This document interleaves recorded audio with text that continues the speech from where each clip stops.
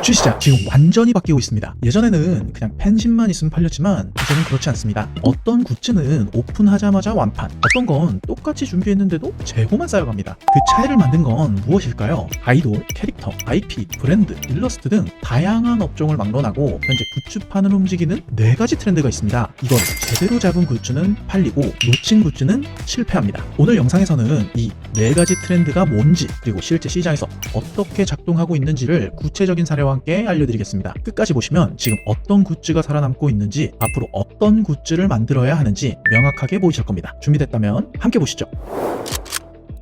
1번 1코 일반인 코스프레 실사용. 첫 번째 키워드는 바로 1코, 즉 일반인 코스프레입니다. 다른 말로 하면 실사용성이죠. 굿즈가 단순히 소장용에 머물면 상품으로서의 가치는 떨어지기 마련입니다. 진짜 잘 팔리는 굿즈는 일상에서 자주 쓰이는 아이템인데요. 티셔츠, 텀블러, 가방, 모자처럼 매일 쓸 수 있는 것들 말이죠. 하지만 단순히 실용적인 것만으로는 부족합니다. 소비자는 팬심을 표현하고 싶지만 동시에 너무 티나는 덕후처럼 보이고 싶지 않은 심리를 갖고 있습니다. 그래서 팬들만 알아볼 수 있는 디테일과 일반인 눈에는 세련된 패션 아이템처럼 보이는 디자인이 결합돼야 합니다. 좋은 사례로는 아이돌 MD계의 선두주자 SM엔터의 에스파가 있는데요. 에스파 콘서트 MD 티셔츠를 보면 멤버 얼굴이 크게 들어가 있지 않습니다. 대신 앨범 로고, 투어 심볼, 감각적인 그래픽을 활용했죠. 덕분에 일반인은 그냥 멋진 스트릿 티셔츠로 보고 팬들은 아, 저건 에스파 굿즈네 하고 바로 알아보게 됩니다. 정리하자면 1코 실사용 굿즈는 즉 생활 속 쓰임새와 부담 없는 디자인을 고루 갖춘 굿즈라는 거죠. 이걸 만족시켜야만 소비자가 실제로 매일 입고 쓰고 들고 다니며 굿즈가 단순 소장이 아니라 살아있는 상품이 되게 됩니다. 그러면 자연스레 브랜드와 IP에 대한 사용자의 충성도도 올라가겠죠. 2번 무해력. 두 번째 키워드는 무해력, 귀여움입니다. 굿즈 시장에서 절대 변하지 않는 가장 강력한 공식이 존재합니다. 바로 귀여우면 그냥 사고 싶다입니다. 귀여움은 판단을 단순화합니다. 예쁘다, 멋지다, 독특하다라는 가치는 개개인마다 다르고 그냥 귀엽다, 이꼴 갖고 싶다, 이 공식이 바로 작동하는 거죠. 특히 굿즈 시장의 주요 소비층은 여성입니다. 이들은 자기 보상, 선물, SNS 인증 등 다양한 이유로 굿즈를 구매합니다. 그런데 예쁘다, 멋지다, 유니크하다는 취향은 갈릴 수 있어도 귀엽다는 것은 거의 모든 병을 허물고 통하게 됩니다. 귀여움이 만들어내는 강력한 심리적 효과에는 5가지가 있는데요. 이는 직관적으로 굿즈 판매와 연결되게 됩니다. 충동 구매, 이유 없어도 귀엽다는 이유만으로 장바구니에 담게 됩니다. 자기 보상은 오늘 고생했으니까 하나 사자라는 합리화가 가능하게 해줍니다. 선물 적합성, 귀여움은 취향 충돌이 적어 선물로 가장 안전합니다. SNS 확산성으로 보아도 귀여운 것, 사진, 영상에서 반응이 가장 뜨겁습니다. 마지막 수집 욕구까지. 시리즈, 컬러, 변형이 붙으면 완성시키고 싶다는 마음을 자극하게 됩니다. 즉 여성 소비자들에게 무해력, 귀여움이 갖는 힘은 굿즈 시장 핵심 구매층인 여성에게 귀여움은 사회적 리스크가 낮은 자기 표현입니다. 학교, 직장, 대중교통 어디서든 꺼내도 부담이 없고 오히려 긍정적인 반응을 얻기 쉽습니다. 그렇기 때문에 예쁘다, 멋지다, 유니크하다 보다 귀여움이 훨씬 넓고 강한 시장성을 만들게 됩니다. 귀여움으로 확장되는 시장성을 나타내는 좋은 사례로는 BT21이 있습니다. 라인 프렌즈와 BTS가 만든 BT21은 귀여움 자체로 글로벌 히트를 치게 되는데요. 팬덤을 넘어 일반 소비자까지 끌어들였죠. 키링, 미니 쿠션, 피규어 등 다양한 상품군과 선물, 수집, SNS 인증의 흐름과 딱 맞아떨어졌습니다. BT21의 선배격이라 할 수 있는 카카오 프렌즈는 어떤가요? 대한민국 국민이라면 모두가 아는 카카오라는 대기업이 자리를 잡는데 어마어마한 공헌도를 갖는 게 귀여운 카카오 프렌즈 캐릭터라는 걸 부정하는 이는 아마 없을 겁니다. 한마디로 정리하면 굿즈 시장에서 귀여움은 취향이 아니라 기본값입니다. 가장 넓은 저수지를 공략할 수 있는 가장 강력한 구매 포인트인 것이죠. 3번 퀄리티. 세 번째 키워드는 퀄리티입니다. 소비자들은 이제 경험이 많습니다.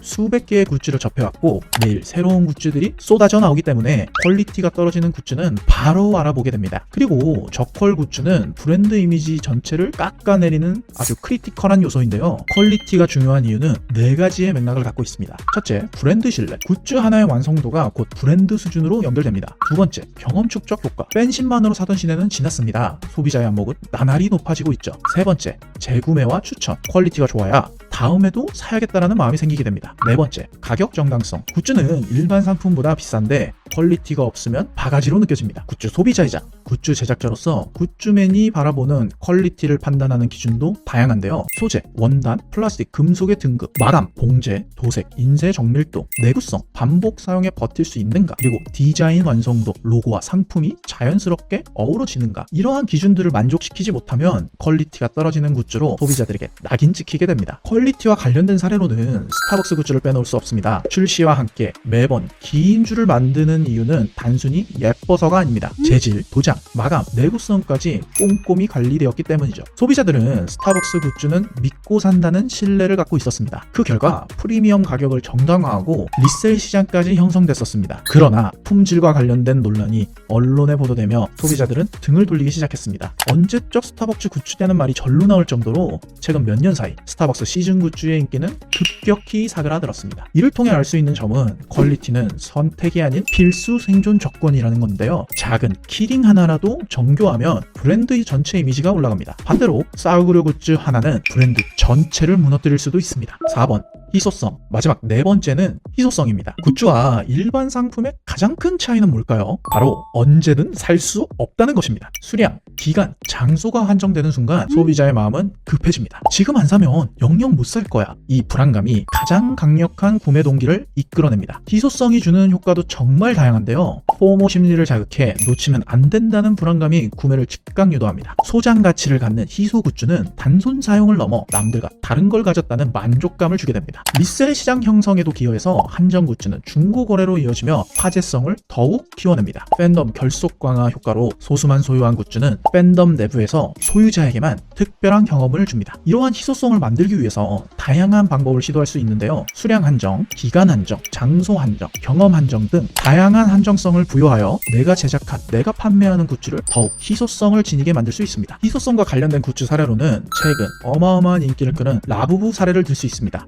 라부부 피규어는 블라인드 박스와 소량 발매라는 이중 희소성 전략을 씁니다. 출시될 때마다 품절, 희귀 아이템은 리셀가 수십만 원까지 치솟게 되는데요. 소비자는 단순히 피규어를 산 게 아니라 남들이 갖지 못한 걸 소유했다는 경험을 사게 되는 거죠. 희소성은 단순한 마케팅 기법이 아닙니다. 굿즈 존재 이유 자체이기도 하죠. 희소성이 없으면 그건 굿즈가 아닌 그냥 일반 상품일 뿐이에요.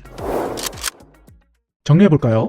굿즈 시장을 움직이는 네 가지 트렌드. 첫 번째, 일코, 일반인 코스프레, 즉 실사용, 생활 속에서 쓰이고 부담 없이 드러낼 수 있어야 한다. 무해력, 귀여움으로 소비자를 그냥 사고 싶게 만드는 가장 강력한 무기다. 퀄리티, 브랜드 신뢰와 직결되는 생존 조건이다. 희소성, 소비자의 즉각적인 구매 결정을 이끄는 엔진이다. 이 네 가지만 제대로 잡아도 굿즈 기획과 판매에서 실패 확률은 극한적으로 줄어들게 됩니다. 하지만 직접 기획하고 제작하려고 하면 복잡한 문제가 많아지게 되는데요. 어떠한 트렌드를 반영할지, 소재는 뭘 고를지, 단가는 어떻게 맞출지, 수량은 얼마나 잡을지 혼자 풀어내기는 쉽지 않죠. 그래서 저희 굿즈맨과 같은 전문가가 필요한 것입니다. 단순히 제품을 만들어주는 게 아니라 실제 시장에서 팔리는 굿즈를 설계 및 기획하고 클라이언트의 니즈에 맞는 해답을 굿즈로 제시해드리기 때문이죠. 굿즈 제작을 고민하고 계시다면 영상 하단 고정 댓글에 있는 영상을 한번 시청해보세요. 제대로 된 굿즈 제작에 한 걸음 더 다가가시게 될 겁니다. 앞으로 굿즈 제작과 관련된 더 다양하고 유익한 정보를 알고 싶으시다면 구독과 좋아요 부탁드립니다. 여러분의 아이디어가 단순한 상품이 아니라 사람들이 갖고 싶어하는 진짜 굿즈로 태어날 수 있도록 도와드리겠습니다. 오늘도 시청해주셔서 감사합니다. 좋은 하루 되세요.